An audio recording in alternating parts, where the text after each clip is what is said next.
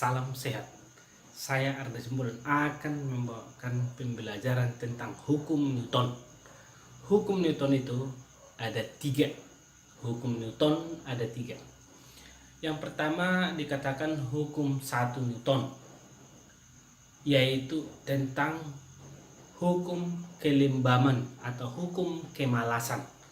Artinya, benda yang diam ingin selalu diam, dan benda yang bergerak ingin selalu bergerak.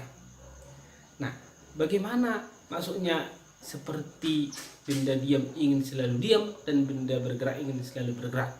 Nah, artinya di situ berarti jumlah gaya yang bekerja adalah 0. Nah, berarti di sini hukum 1 Newton artinya di sini jumlah gaya yang bekerja sama dengan 0.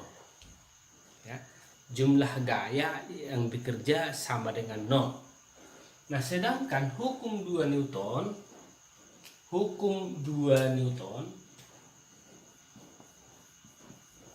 ini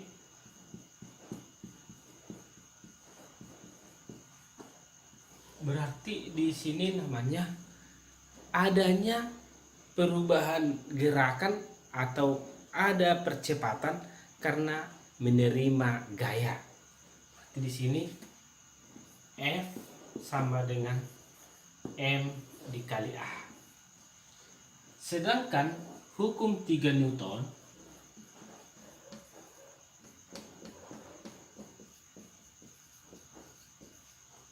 di sini dikatakan adanya aksi dan reaksi.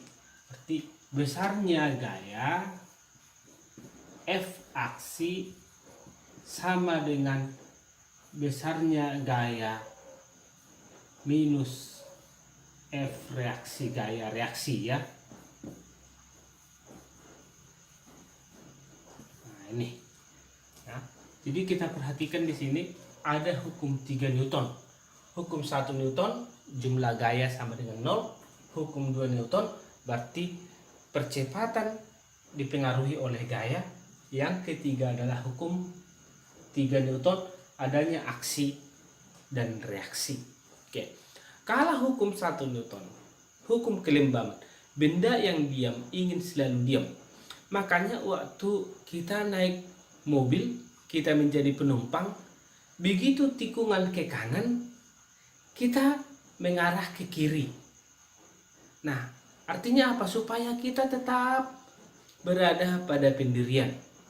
Dan pada waktu kita berada dalam mobil, jika mobil tiba-tiba direm, kita mengarah ke depan.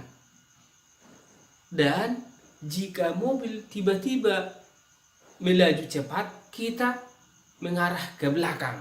Nah, di situ dia berarti ada namanya untuk mempertahankan kedudukan.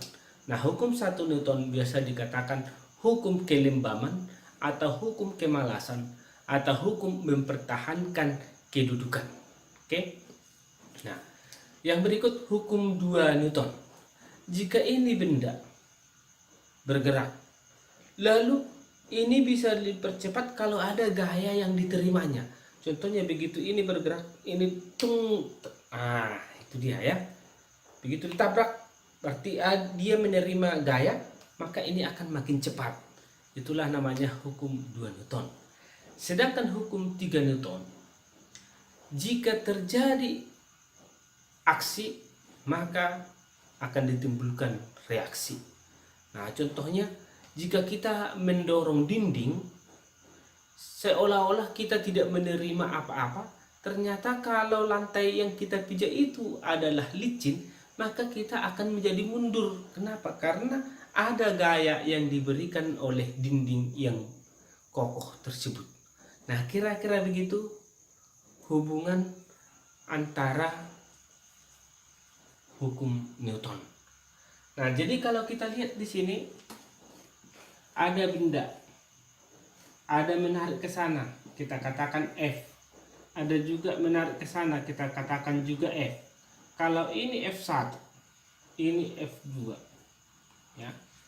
Jika benda ini bergerak ke arah F2, ini bergerak ke arah F2, berarti F2 lebih besar daripada F1. Begitu kira-kira ya.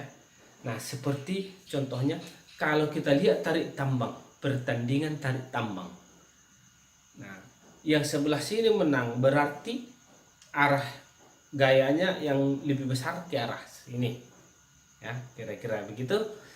Kita akan bertemu lagi dalam contoh-contoh soal tentang hukum Newton.